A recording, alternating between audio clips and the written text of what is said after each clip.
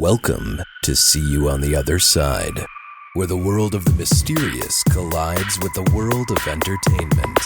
A discussion of art, music, movies, spirituality, the weird, and self-discovery. And now, your hosts, musicians and entertainers who have their own weakness for the weird, Mike and Wendy from the band Sunspot. See You on the Other Side podcast, episode 290. And today, Wendy and I are talking about the brand new movie, Bigfoot, which is the story of taxidermist Ken Walker and how he made a super cool fake Bigfoot. And so today we're joined by the director of Bigfoot, Dan Wayne, as well as the taxidermist with the most himself, Ken Walker. Welcome. Hey, it's nice Thank to meet you. you. Hello. So, Mike, I have to say that you and I both have something in common, that we are Wisconsin born and raised people, Yes. both from non-hunter families. So watching this was really, really fascinating to me because I'm completely ignorant when it comes to the world of taxidermy, unlike many people around us here in Wisconsin. So learning about Ken and his world championship taxidermy skills was something really, really unique to me. How about you? That was all completely new to me, and I'm somebody that I've fired guns before and stuff, but never actually at something, only at targets. So the world of taxidermy I thought was completely fascinating as to how they made all the stuff and really what went into the creation of especially like what we think of him as non-fictional Bigfoot kind of character, but trying to create something that you only saw in a movie, I thought was really interesting. Right. And there was one synchronicity I kind of wanted to get out of the way right away in our discussion. So part of the movie takes place in Springfield, Illinois at, was it the 2013 World Taxidermy, taxidermy offs? I think it was the 2000 and the 2000. Yeah, I think that's right. There's two different World Taxidermy Championship scenes, and one was in 2013 in Illinois, and the other one, incidentally, is at Springfield, Missouri in 2015. And just what I thought was funny about it is that as I'm watching the movie, I see Springfield, Illinois, at a hotel that we've stayed at, like the Crown Plaza in Springfield, Illinois. And when we used to play in Springfield frequently, we would often play with a band that was called Bigfoot. Really? No way. Seriously, yeah. That is crazy. Well, it's funny because when I first, came up with the name of the movie, it was like, okay, it's time to secure the website, and I go to get bigfur.com, and some band has the name. Oh, no. It's like, God, I can't think. Actually, I don't know if they're any good or not, but I was really surprised that there was a band named Big Fur, and so I ended up with bigfurmovie.com, which of course where you can go to keep up on things. Yeah, that's funny that you know those guys. Yeah, that's cool. Yeah, so that was a really weird connection because when I heard the name of the movie, immediately I thought about that band because over the years we've done so many shows with them, and I always thought it was a unique name. So anyway, yeah, I wonder if they're still together. I don't actually. I don't think that they were going to have a reunion show. We got an email from one of the guys last year. They were going to have some reunion shows, and they were wondering if we wanted to come down to Springfield, and they wanted to come back up to Madison, Wisconsin to play. So 2019 was when the Bigfoot movie was released. Maybe they wanted to capitalize on all your publicity. Perfect. But there you go. But you know what I do want to say, though, is you did do a really cool publicity stunt for the movie. And I want to get to that in a second. But I want to say first, like Dan and Ken, Dan as a filmmaker, Ken as a taxidermist, how do filmmakers and taxidermists end up getting to know each other? Like that, what was, how did you guys, what was your meet cute? Well, I had this interest in taxidermy, and I started trying to learn how to do it. And pretty quickly during my early research, found out that there was this World Taxidermy Championship. And I found out about this through a forum that all the taxidermists are on, where they share tips with each other and with beginners. And Ken is on that forum, and all the best taxidermists in the world pretty much are on that forum. And I found out about the World Taxidermy Championships, and they usually have them somewhere in the Midwest because everybody drives and they bring trailers, and it's just easier if it's a central location. Sure. And it just incidentally, that week it was in St. Charles, Missouri, which is only 3 hours from where I live, and I went just for the day, and it was pretty mind blowing to see the work that was there, and that really kind of opened my eyes, to taxidermy as an art form. And it wasn't long after that I started thinking about doing a documentary, and I got more interested in the characters that were doing it than actually learning how to do it. Although I do kind of practice it as an amateur too. And so I knew about Ken. He's really kind of specialized in the taxidermy world because he does these recreations, which is endangered or extinct animals made out of other animal hides. So that's really unique. Most taxidermists just do fish or just do birds, or they just do mammals. And Ken's known for these things like his Irish elk and his giant panda and his saber-toothed tiger. And so, he was kind of on my radar and really was the first person I approached. And we just kind of hit it off on the first, phone call we had. And when he told me he was going to make a Bigfoot, I knew that was the movie right there. Perfect. Well, I think, Dan, number one, you're lucky because most of us, when we aspire to try to do something or learn a new skill, we have to learn. Like, let's say I wanted to, learn a different instrument. I got to learn from the local guy at the music shop, or I got to watch YouTube and see some dude give a lesson. Meanwhile, you get to immediately contact the best people in the world to work on a skill. And that's something remarkable as it was. And so, now, Ken, what made you interested in the first place in trying to recreate, because that's a very specialized thing, to recreate animals either extinct or animals that, that we don't have corpses of to examine. That seems like a harder thing to try to sell to a bar up north or something like that when you're trying to sell taxidermy pieces. Like, what attracted you to these extraordinarily difficult works? Well, it kind of was a natural evolution with some investigations I was doing just through the hunting community. It turns out I actually saw a Sasquatch about 30 years ago. And the funny thing about belief is that there's a good saying, and that is that you will see it when you believe it.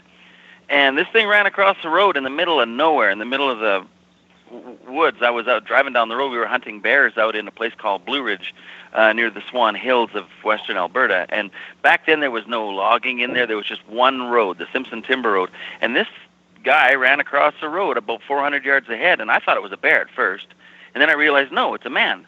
And then he ran up a hill, and I mean like 30 miles an hour without slowing down, and I'd never seen, even a bear can't do that. And I thought, who is this guy? And we went up there, and my friend who was with me said, was that a Sasquatch? And I said, there's no such thing. I said, it had to be a man because, back then, I was younger, so I knew everything.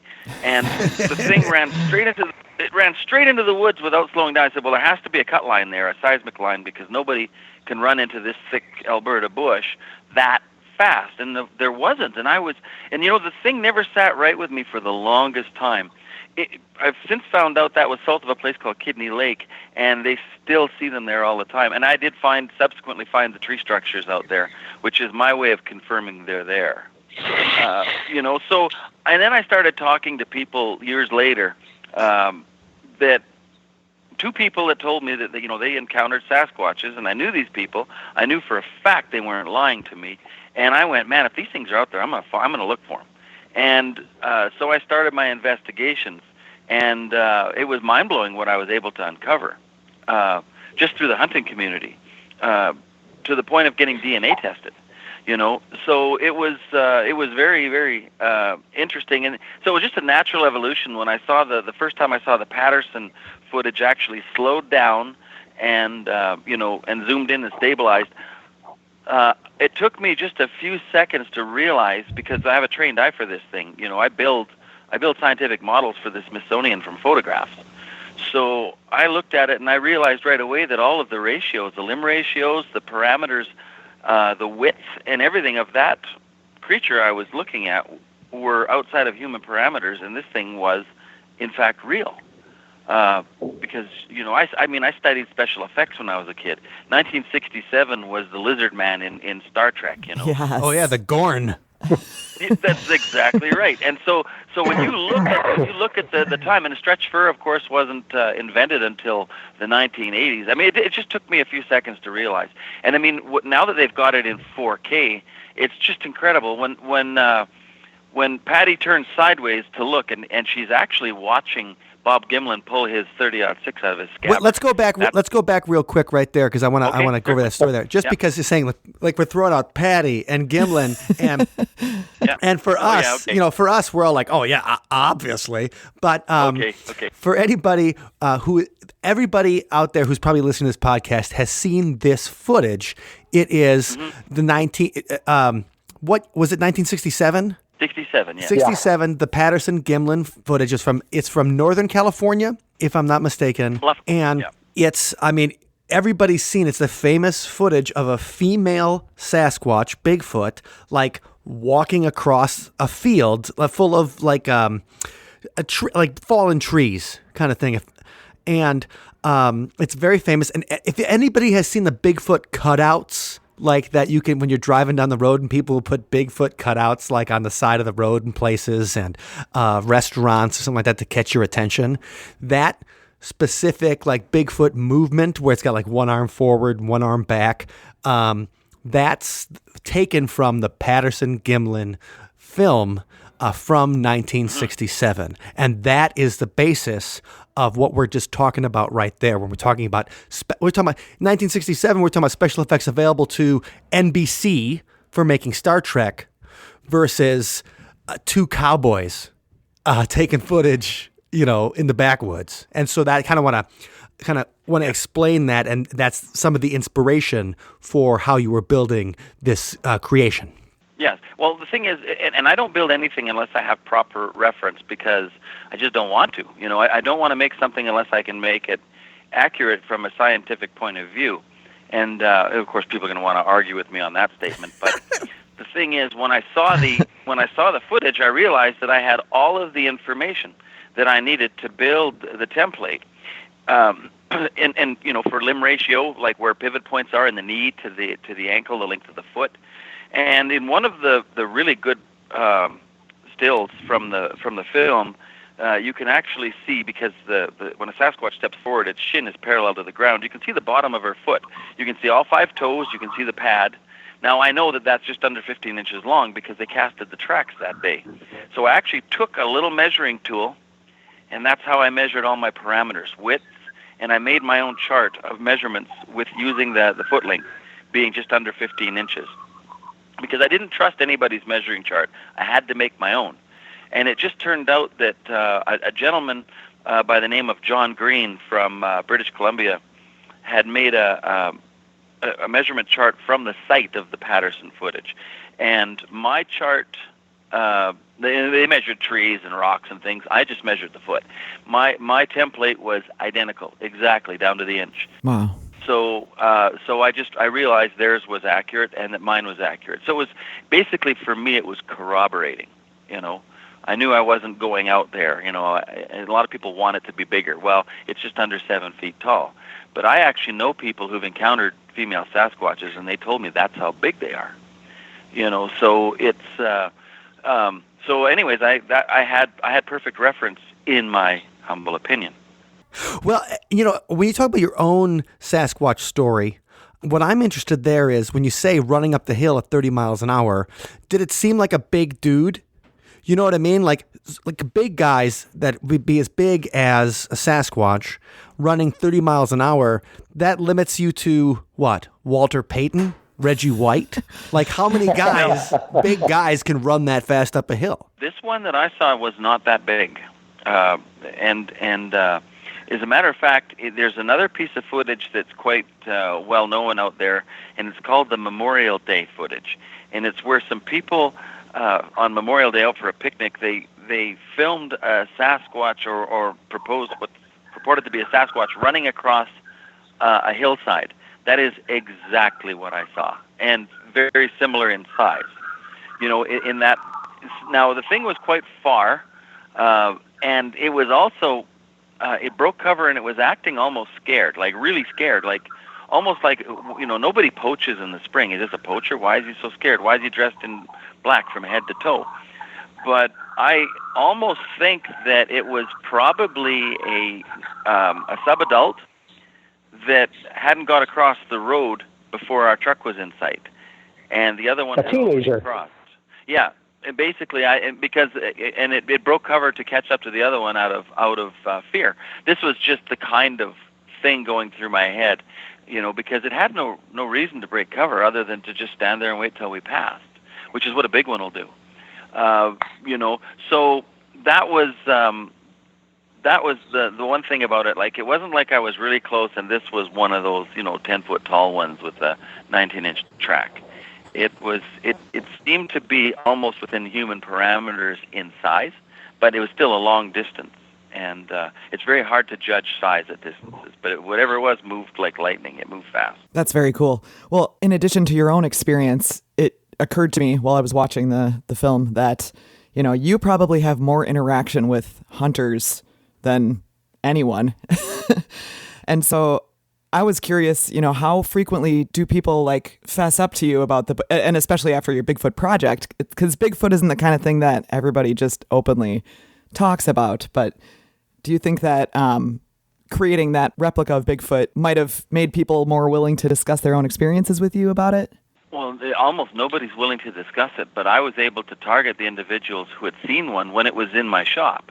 And most of the people, they walk in, they're looking at the polar bears, they're looking at the grizzlies and the wonderful bighorn sheep and all that stuff. And then they see the Sasquatch standing there, and they'll look at me and they'll go, "No way, no, where'd you get that one?" They'll make a joke, or they'll say, "Hey, get my wife out of the truck. She's got to come in here. There's a Sasquatch in here, And that's how most people are. I get the odd person who stands there and looks at it in silence, and without making any emotions or anything, they turn around and they walk away, and they're acting as if they didn't see it. And when somebody does that, I just say, I got you, you've seen one. And they'll say, what? And I'll say, you've seen one. And I'll say, if it makes you feel any better, I've seen one too. And so then what I do is I talk to them, and I said, I know you've seen one. I said, look, it's just you and me standing here. And then some of the stories that I get are absolutely amazing. And I can always tell if somebody almost, they walk away from it looking with a look on their face like they wish they hadn't even seen it in my shop. Huh. And so I used to gauge people with that model, and I got a number of good accounts from people in that same scenario. Well, that's really cool, because most of the time people who experience that don't get a second look, so it's the type of thing where it's in their memory, but they don't get to, and especially up close. And the detail on your model was incredible. Mm-hmm. So I can imagine that would be quite an experience for those that have seen it from afar. Yeah, my best witness, and this is a guy who he's not just seen them, he really knows these animals. The guy's amazing. If he would ever talk about it, we had learned so much just from him. He looked at the model and he said it's bang on. He said except for he had an up-close encounter with a group of Sasquatch, and there was a female, and he said that she had more of a pointed head and more of a pointed chin. But then he also told me that their faces differ as much as people's do. Huh. That they are like that. That some look, they all look different, but like they're within the parameters of being a Sasquatch. But he said the model was bang on. And then there's a few things about it, like if you watch the movie, when we set the thing up, you'll notice that the nose is quite low on it. I actually had the nose where a human nose sits. And something didn't look right, so when I went back and looked at the Patterson photos again, I realized that the nose sits up very, very close to the eyes. And there's a lot more distance between the nose and the mouth than on a human. And there's a lot less distance between the nose and the eyes, the line across the eyes. And so I watch for that. Whenever there's a lot of photographs on the net that people, grainy or whatever. I can usually tell if they're accurate by the nose position, because that's kind of a different thing. It's a different observation. It's almost like when we find tracks out in the woods. A Sasquatch has an indentation on the outside of the foot, where a human track has the indentation on the inside of the foot where the arch is. But on your Sasquatch track, the foot is flat, and there's an slight indentation on the outside of the foot, almost always. Well, one of the things that I really liked about the movie was when you came out and said, you're like, well, my goal here is for somebody to see, see my model and say, that's it. That's what I saw. Yeah. And I thought that was a really powerful thing to say, because you're trying to put you're trying to give validation to people who a lot of others will laugh at or will mock. Yep. And, Exactly. it's, even though we think like, well, it's for a competition or it's for art's sake, there's a therapeutic quality to it that I thought was powerful in that aspect. Yeah, exactly. I've had a number of people in front of it, and I've had people react emotionally to it. I've had a number of people now validate it. And I try to explain to people that this is not an embellishment. It is simply the interpretation of what is in the Patterson footage. Well, speaking of the Patterson footage, you guys do show the Patterson Gimlin film in the movie. And Dan, I was wondering, that's not in the public domain or whatever, too. Like, was that half the budget, or how do you get a copy? Like, how do you get access to that footage? Well, that's debatable. And it's fair use, baby. I don't want to get into issues of fair use, but I only used as much as I had to explain what was going on, and honestly, the ownership of that copyright has been debated, and I'm not sure exactly if it's in the public domain or if the Pattersons actually own the copyright. I did a lot of research and wasn't able to get anywhere with it, and I don't want to get myself in trouble. Fair enough. I think there's one frame. I think it's like frame 354 that's actually in the public domain, and that's the image that you always see. Right. But the movie has been analyzed to death.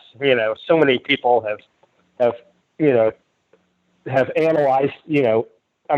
It's crazy the amount of attention that movie has gotten, and it's considered among Bigfooters to be, the holy grail of Bigfoot evidence. And there are people that claim that they were the guy in the suit, but there's more than one person that has claimed that, and nobody has actually ever debunked it, even though a lot of people claim that it's been debunked, but nobody really has been able to do that. But it's a fascinating thing, and it's certainly a part of pop culture now, and it does get used, in a lot of different forms. So, the only time I show it is when we're actually discussing the validity of it, and Sure. I actually animated a different part, instead of showing it in a different section. So I just tried to be careful and make it actual fair use. No, I just was interested in that, because I was always wondering, like, because you always see it in different documentaries, you'll see it online in a million places, and I'm like, what's the intellectual property behind the Patterson Gimlin film? Yeah, that's a whole other movie, I think. Right. Now, another thing you were working on, or another thing that about the film, is the publicity stunt with the Empire State Building. And so I read that the press release from the website about that. And Dan, I wanted to talk a little bit about the fur on the Empire State Building. What was that all about?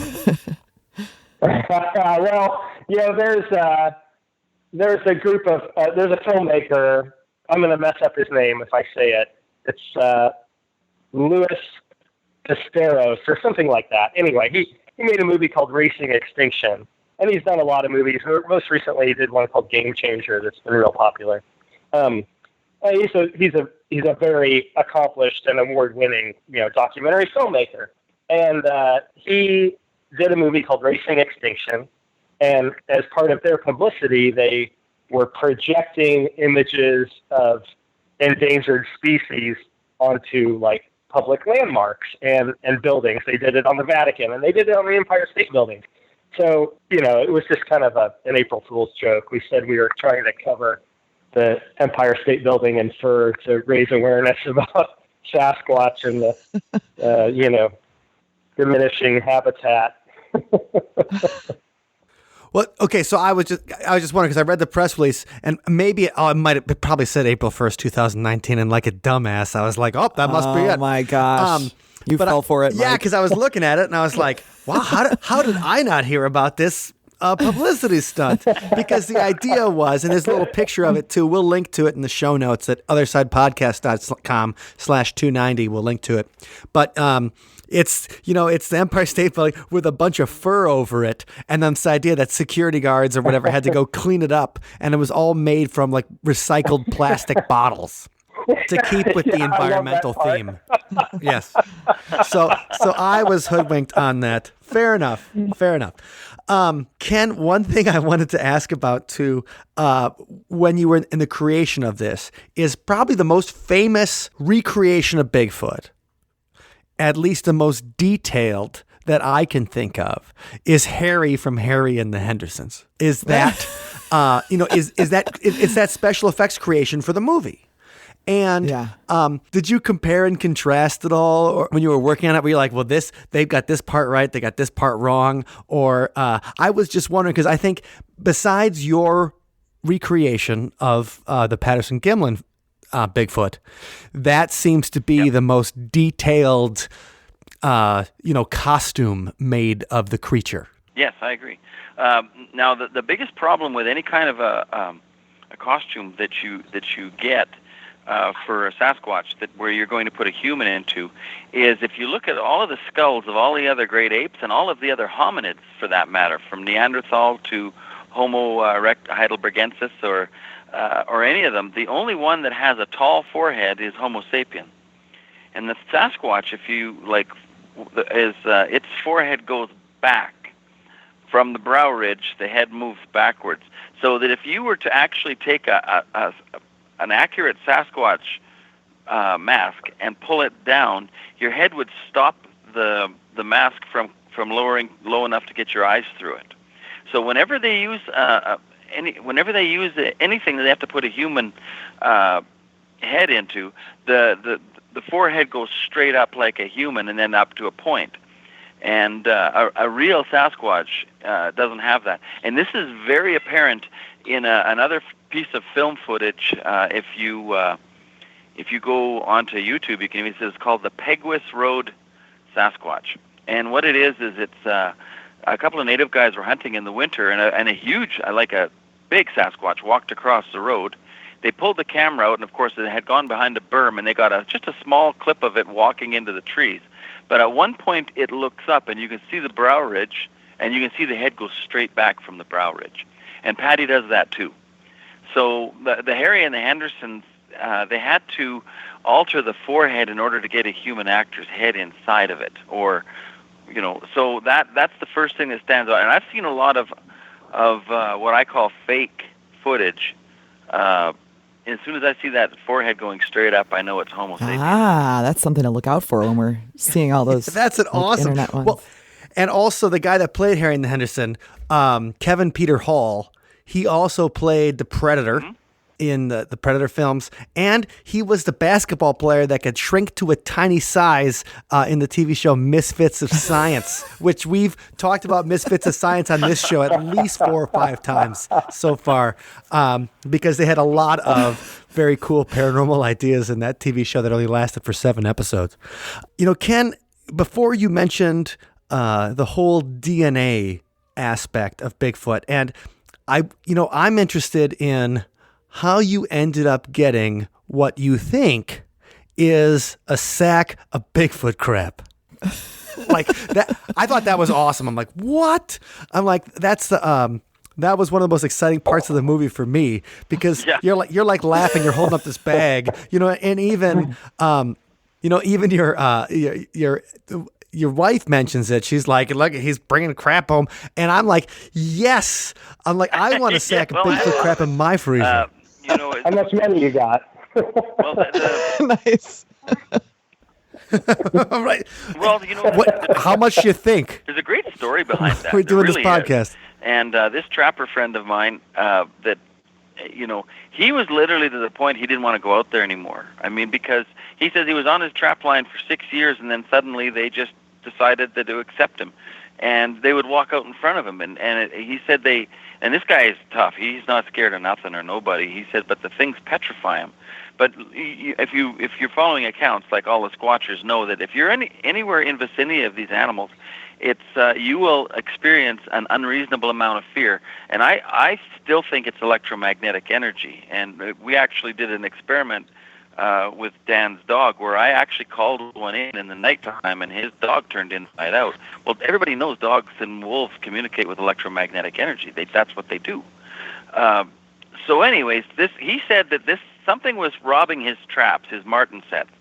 So he had the beaver cubes with this stuff called marten magic, which is skunk oil and fish oil mixed together, and then made rancid, and then put on.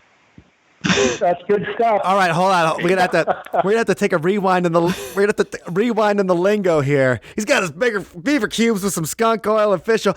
Okay, now remember we're not hunters. We're talking about the western end of Alberta, right? So what's the population of this area? Like, how big are the places we're talking about, and how many humans live there?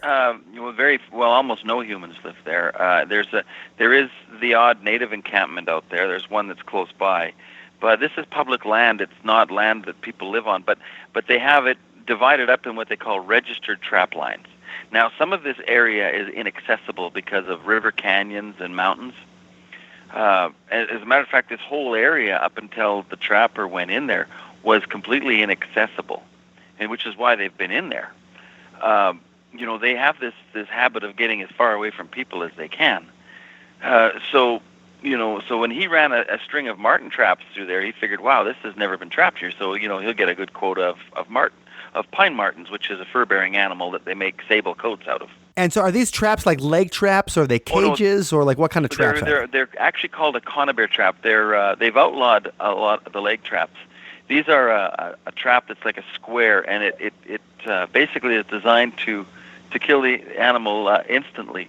And so you put them in a box, and you put the bait in the back, and then the marten climbs up the tree, and then you catch it, and you find the marten hanging from the trap.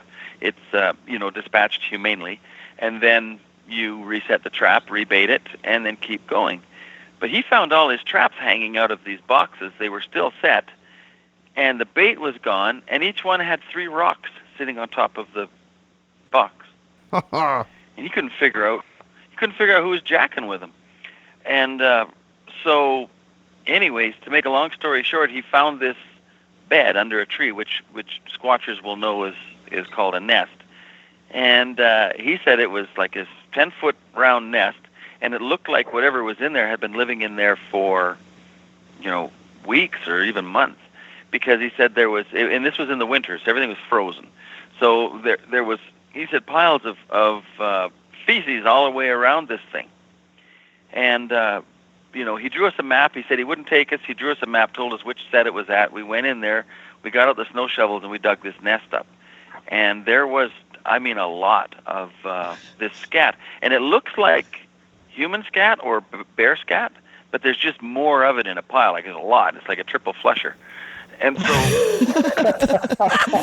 So it was like a treasure map, but the treasure was scat. Right. Yeah, that's right. I think I still have the map, But we filled up 5 bags with gloves on. We actually filmed the whole thing. We filmed the whole procedure, and then of course I gave it to. I do work for people in the government, so I know them personally. So I convinced the guy to test it, because that's how they were counting grizzly bears, was through extracting DNA from scat. So I knew that they had the preparation and they had the experience to do this. And I didn't know you filmed that, Ken. You should have given me that footage. Where is that? It's you know what? I found the little cassette. It's sitting on the shelf with all the DVDs right now. Ooh. How'd I miss that? How'd I miss that one? Well, that's the special features. I forgot it. I didn't. I had put it aside to keep it safe, and then I forgot about it when you collected all the other ones. So anyway, they tested it, and they were not going to tell me the results. But, of course, I knew somebody personally who was very high up, and he said that it was inconclusive. And I thought that meant they didn't find DNA. And he said, no, we don't know what it is. It doesn't match anything in GenBank. And so he told me, he said, this is kind of the result you wanted. That's awesome. But you know what I don't get? You know what makes me mad is every time these guys get out in public, they're like, "We had people bring us hair samples purported to be Sasquatch, and we proved they were buffalo, or we proved they were horse, or we proved they were human." But nobody wants to talk about my samples. You know, like I don't look at at what's there. I also look at what's not there. Right. And I kind of got the gist after all of this that I wished I hadn't taken the samples to them, because I think they know what they are. Oh man. You know, and the thing is, in the movie, you'll talk about a couple of different things. First of all, you link it to Gigantopithecus. Well, we touched on that subject, yes. You know, I mean, as far as like the link, as far as when you talk about hominids that could be as big as what people talk as a Sasquatch is. Yes.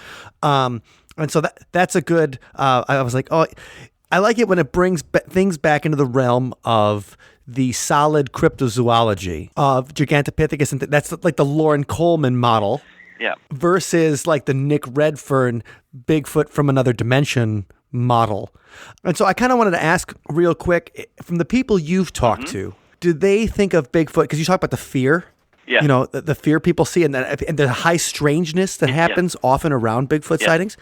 With a lot of the people that have talked to you, do you feel the stories have a supernatural element or an undiscovered crypto element? I think that they definitely have the.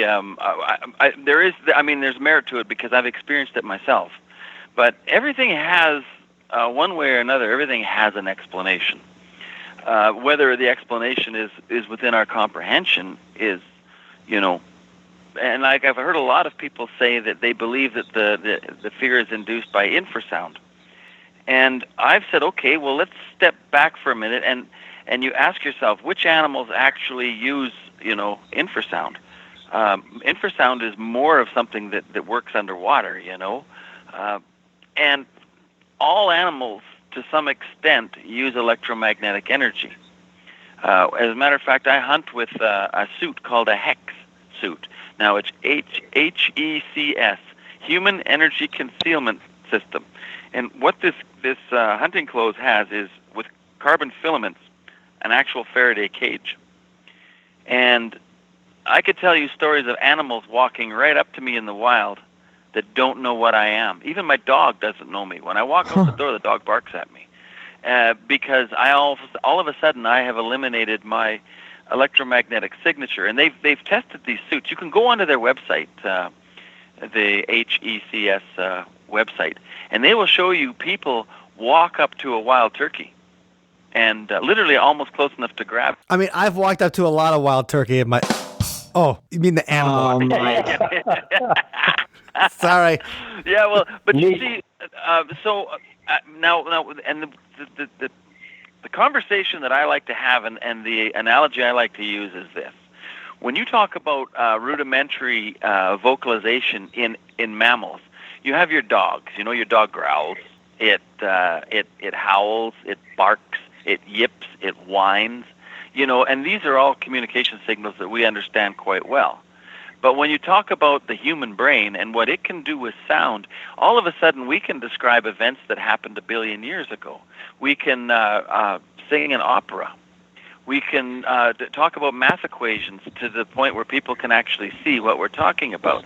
So we have gone so far and developed the sound into something so complicated that almost every other animal in the animal kingdom has no comprehension of what we can do with sound.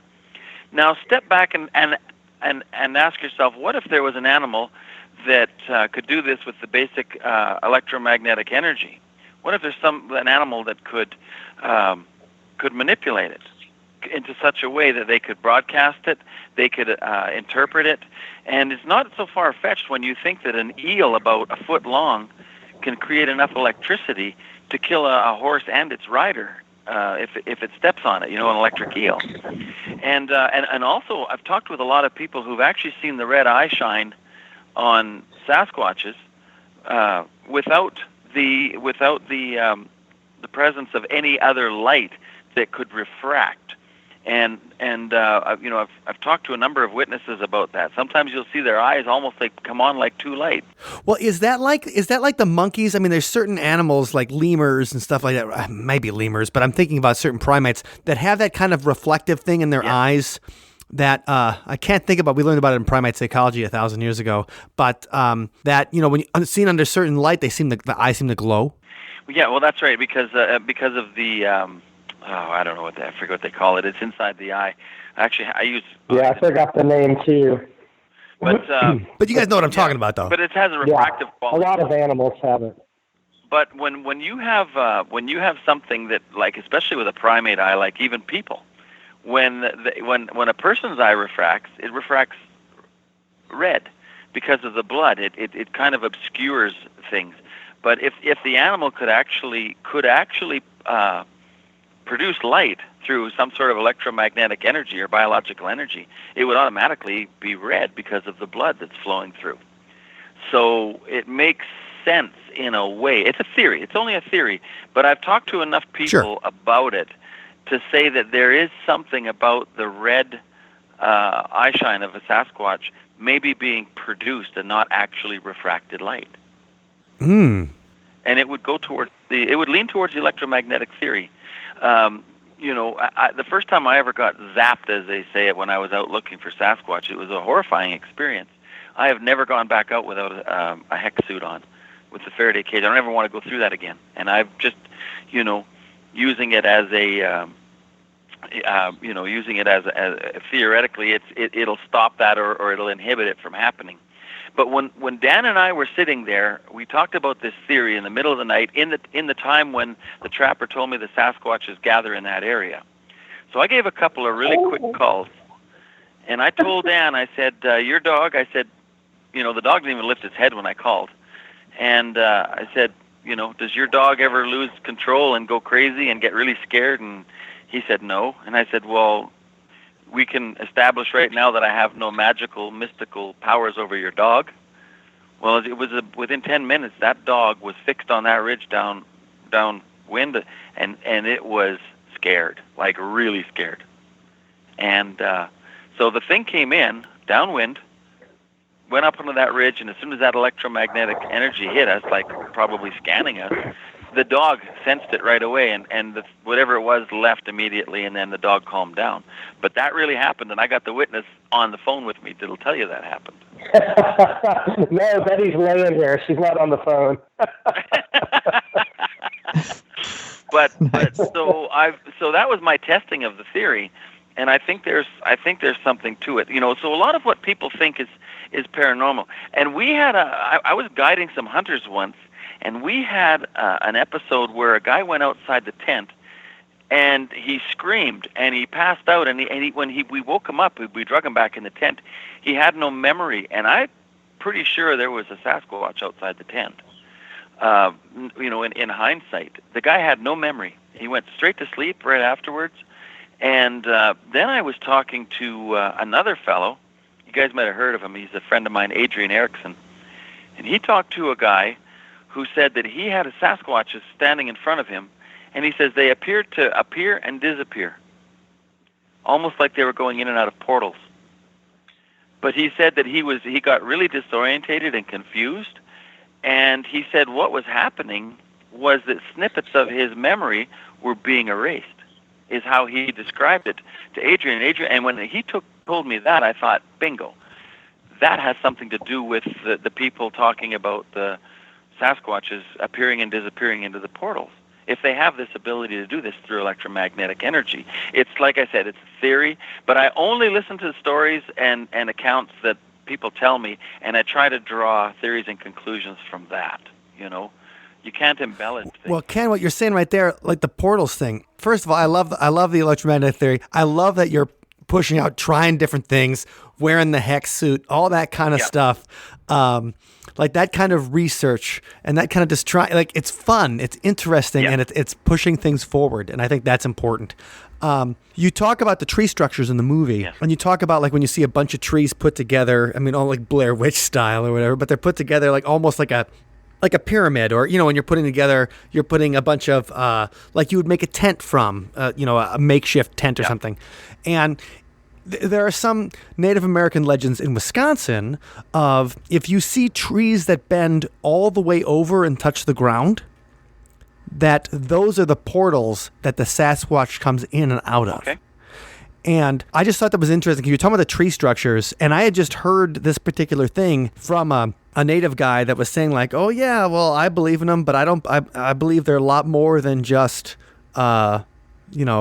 just apes undiscovered or whatever." He was like, "I believe that they're beings that come in and out, or there's beings from a different dimension or whatever." And he talks about the legends of his people or whatever, that the trees bend over and touch the ground. That's the portals they come in and out of. And so when you're saying that that Adrian was telling you about that they seem to disappear and reappear, and then you talk about the tree structures, that all kind of linked together for me in something that I thought was a couple of interesting connections. Well, when you have people try to explain something away, there's two trains of thought.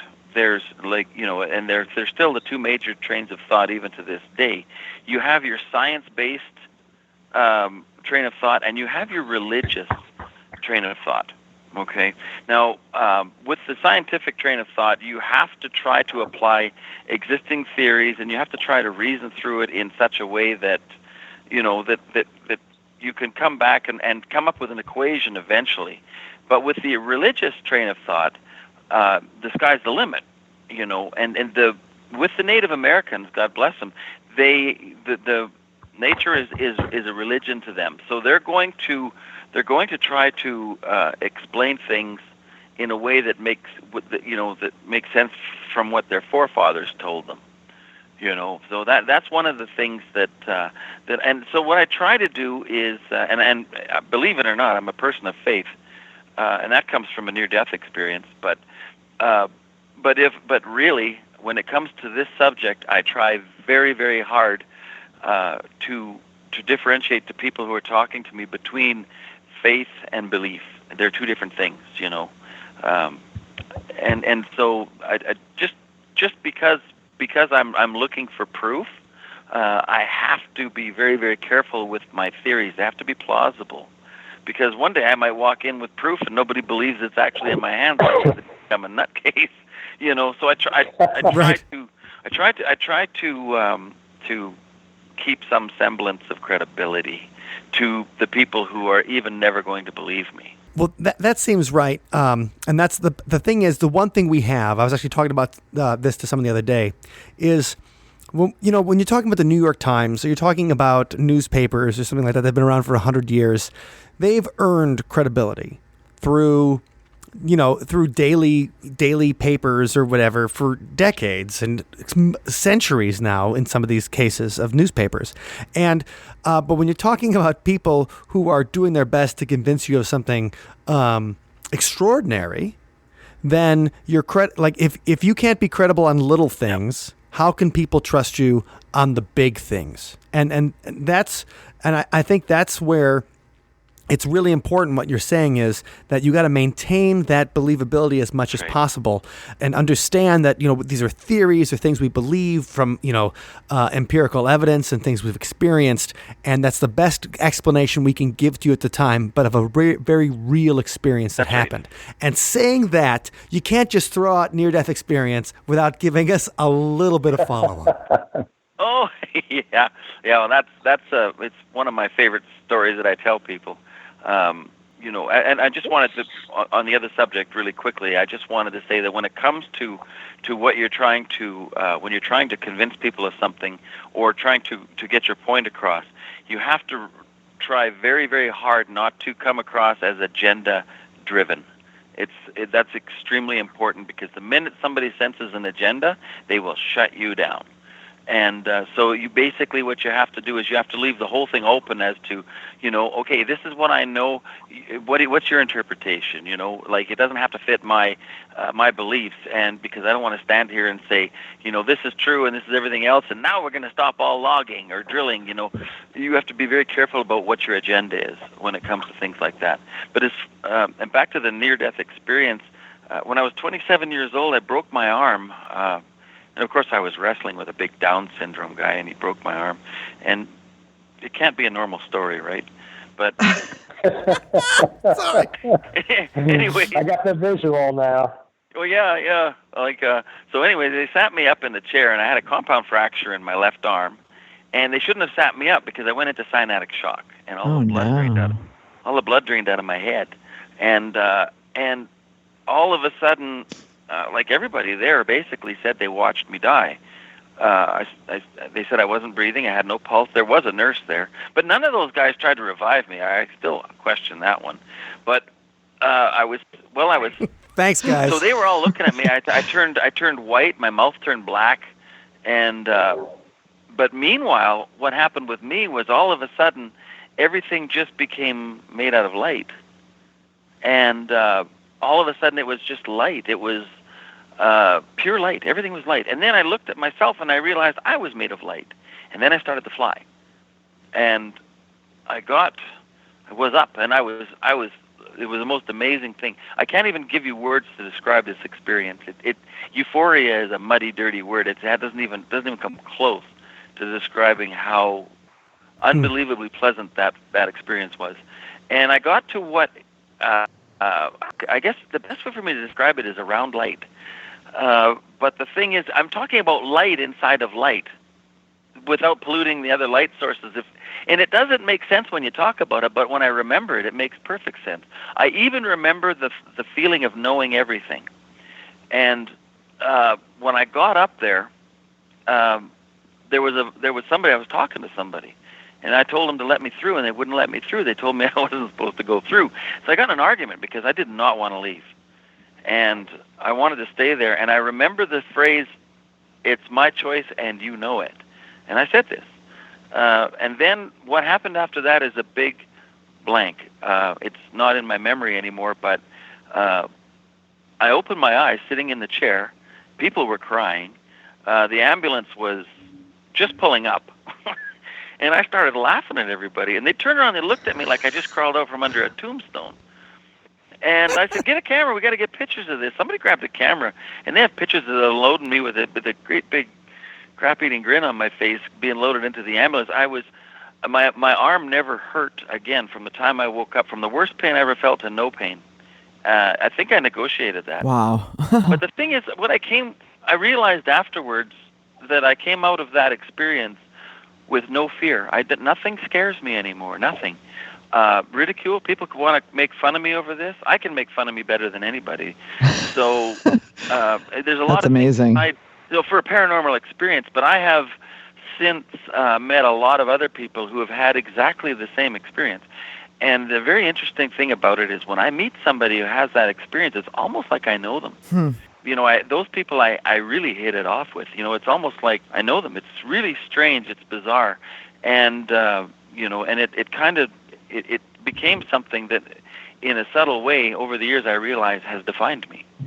So there's that, experience I had. That's amazing. We've talked with a lot of people who've had near-death experiences and described very similar to what you just said. So that's fascinating, and how it impacted you. Yeah, well, and I watched a lot of videos on it, and as soon as people, were saying that, we live our lives in fear. We're worried about everything. We're afraid of everything. From the time we get up till the time we go to bed. And when all of that is gone, it's almost like things just become very clear. It's an inhibitor that is gone away.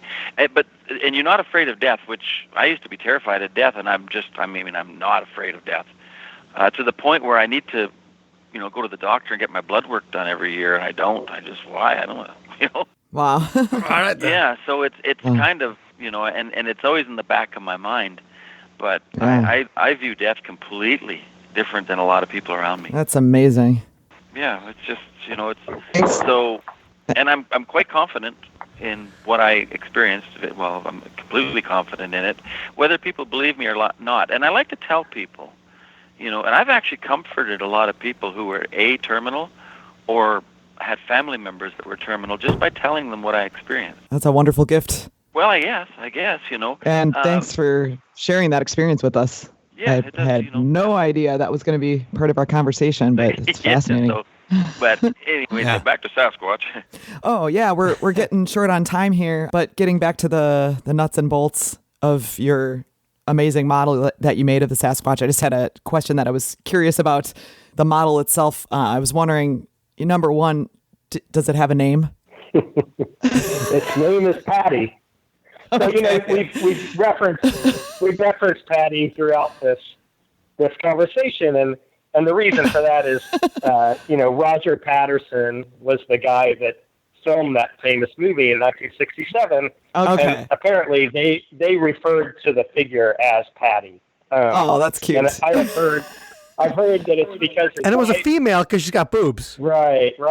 And his wife's name was Patricia, and I think that's why, but I don't really know. But everybody in the Bigfoot community refers to that figure as Patty, and this one was modeled after her. So I think it wasn't me that first started calling her Patty. Yeah. I think it was Ken, but yeah, then, so she's always been known as Patty. But this was the first time I thought of the actual figure from the Bigfoot from that movie as a woman.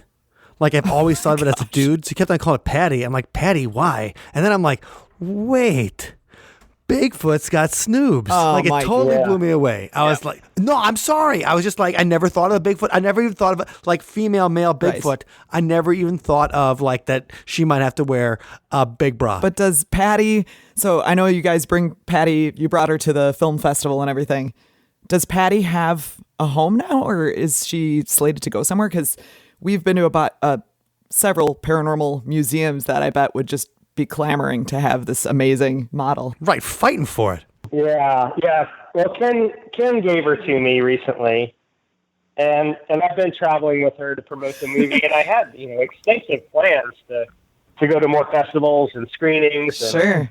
And I mean, actually, it was supposed to screen tonight, in the Boston area. So all those things have been canceled because of the coronavirus concerns, and so.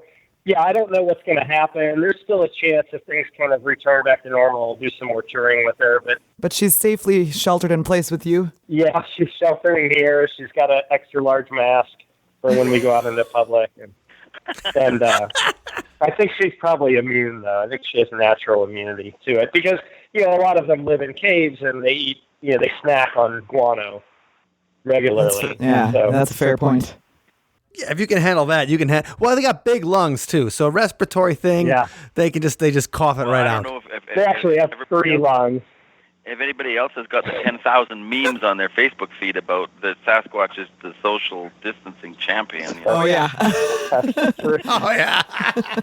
So her home is with you, Dan. She's just, you got an extra roommate for a while. Resting up and waiting to go on tour again. So hopefully we'll get her out there, and she may end up at some point in a museum.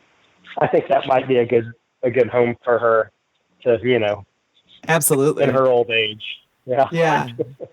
I should probably mention too. I kept casts of the mannequin and everything after I made it, so I can make another one anytime I Awesome. want. And Dan invested a lot of his life and a lot of his money into this project, and she's the iconic original that was made in the movie, so I think he deserves to have her.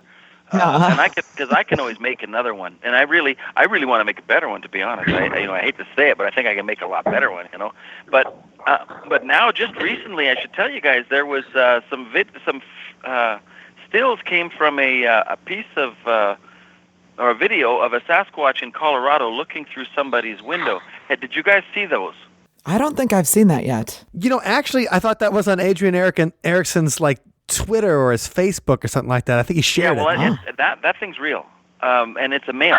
And the thing that really killed me about it was I took one. You can see its eyes, you can see its nose, and the nose is in the right position. First of all, people don't know that. But the thing that really got me was the morphological differences between the head on the one in that picture, which has to be a male because the windowsill is 8 feet up, and a female wouldn't be able to see that high, and this thing's about 9 feet tall. So, but the morphological differences in the head are actually in the same parameters as they are from a gorilla, from a female gorilla, Patty, to a male gorilla. This thing looking through the window with the type of forehead and head and crown it has. So I basically now have what I believe is enough reference to make a male model now, just from those pictures. Oh, so Patty gets a Cool. boyfriend. Yeah. Yeah. You know, Anyway, the movie's really fun, and we all had a great time watching it, and you guys obviously had a great time making it. We didn't even talk about the whole Roy Orbison impersonator thing, but that's a treat for you guys when you watch Big that's where all Fur. the royalty money went. But the one thing is, so Cam, when you're in the studio and you're singing, you're dressed up like you're going to the office. What was my last question is, what was the inspiration behind the suit? That was Dan. Dan That was took me down me. there. He says, we're renting a suit for you, and I'm like, really? I said, okay, dude, Cool. dress me up. And the actual glasses that I wore in that one scene there were actual Roy Orbison issue glasses, and so we thought we would do a tongue-in-cheek sort of thing. Of course I did the song "In Dreams," which is one of my favorite, if not my favorite piece of the movie, and that came out really, really nice. Of course I had the glasses and the suit on, and it was kind of a heartfelt moment, so I liked it. But yeah, I think that Dan had a vision, and I guess he figured that, rather than me in one of my plaid work shirts or something like that. Or like a Canadian tuxedo of all denim. Oh, there was a guy in the film wearing one of those. Yeah. I love it. No, it's great. Well, I think Big Fur's got a powerful message, whether, however you feel about taxidermy and stuff. Like, the thing is that the combining of the conservationists from hunters and taxidermists and things to the conservation of people that believe in the environment and care about that. There's a place to connect both of them. And I think that the film really delivers that message powerfully. And even though like the attraction for like me and Wendy and stuff is like we see like, oh, Bigfoot, we got to go check it out. There's also, I think, a moral in there for everybody about the importance about saving these wild places, like in Alberta and stuff, and in places untouched by humans, because there's a lot of cool things out there left to discover. Absolutely. Yeah. It's, Good. I'm glad you got that. Yeah. It's an entertaining movie, and the movie very early on, as Dan puts it, it's okay to laugh. There's some kind of tongue-in-cheek stuff with animation and funny moments in it, and the movie lets you know right from the beginning that it takes itself seriously, but not too seriously. So it's good entertainment. It's not so offensive. It's not necessarily agenda driven, but the messages are in there. Absolutely.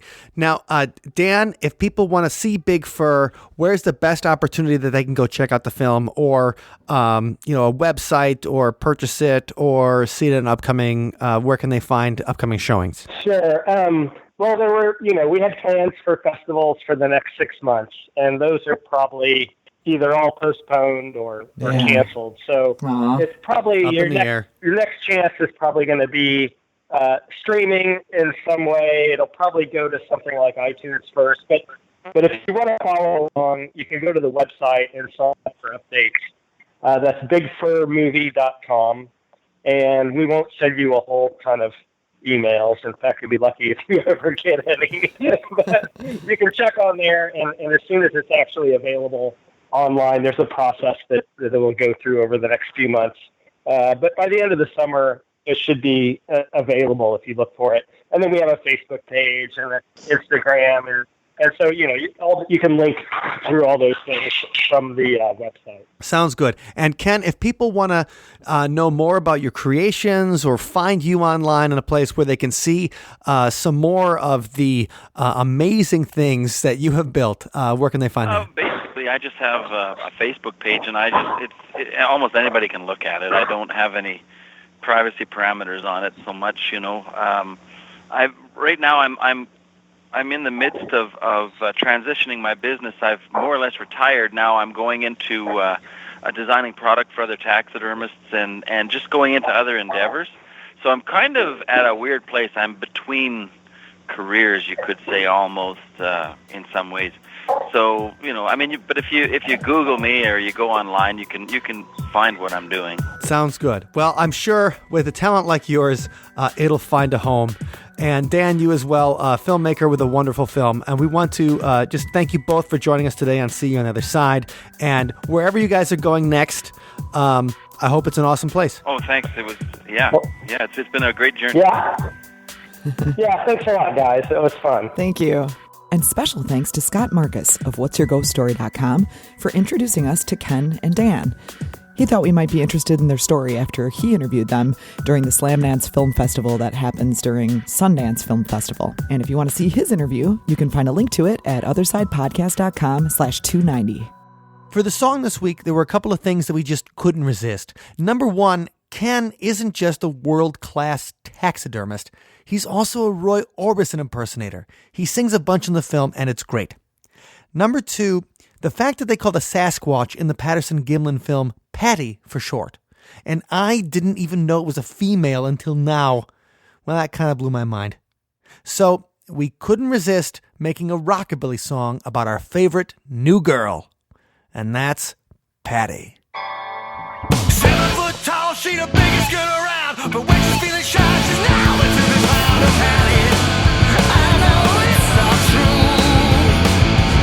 Oh, Patty, baby, I believe in you. She don't shave her legs and she don't shave her pants. The hairiest face you ever gonna kiss. So Patty, where you think you're going to? Oh, Patty, baby, I believe in you.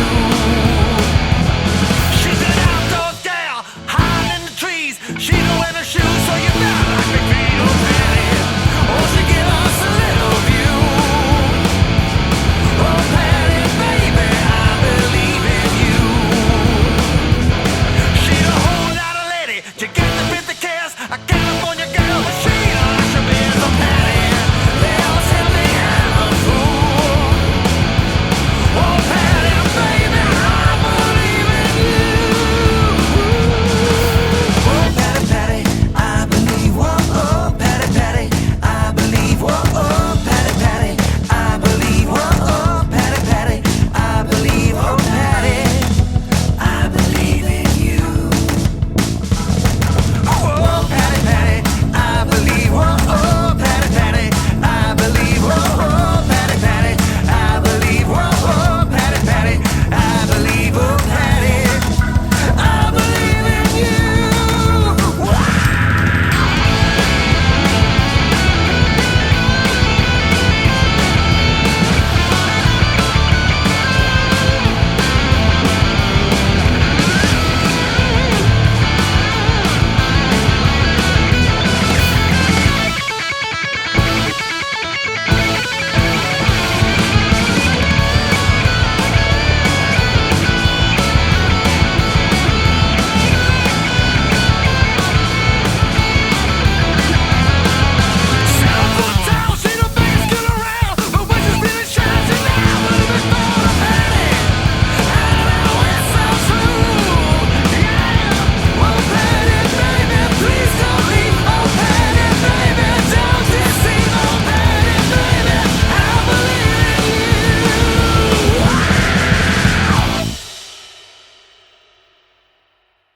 Thank you for listening to today's episode. You can find us online at othersidepodcast.com. Until next time, see you on the other side. So we know we have some of our Patreons that are squatchers, and guys, this episode is dedicated to you. But that doesn't mean we don't love each and every one of our Patreons in their own special way. Oh, yes, indeed. And our community's growing. In fact, we have a brand new Patreon member that we'd like to welcome, Eric. That's right. Eric, welcome to the See You on the Other Side and Sunspot Patreon community. We look forward to sharing jokes and fun and hangouts and all that kind of stuff, a lot more in the upcoming months with you. Now, everybody out there, if you're interested in becoming a Patreon of Sunspot, getting music, paranormal content, and a lot of cool stuff in your inbox every week that nobody else is getting, we want you to check out othersidepodcast.com/donate. And we want to give an extra huge see you on the other side thank you to Dr. Ned. Dr. Ned! Ned is awesome. He's a huge supporter, and he is donating at the Patreon level, where he gets his own little special shout out, which is from the heart. That's right. Every single week, Dr. Ned executive produces the See You on the Other Side podcast. If you're interested in becoming a producer of Wisconsin's #1 paranormal podcast and also Wisconsin's sexiest rock and roll band, you can do that at othersidepodcast.com/donate. Have a great, safe, and healthy week. I want a sack of Bigfoot crap in my freezer.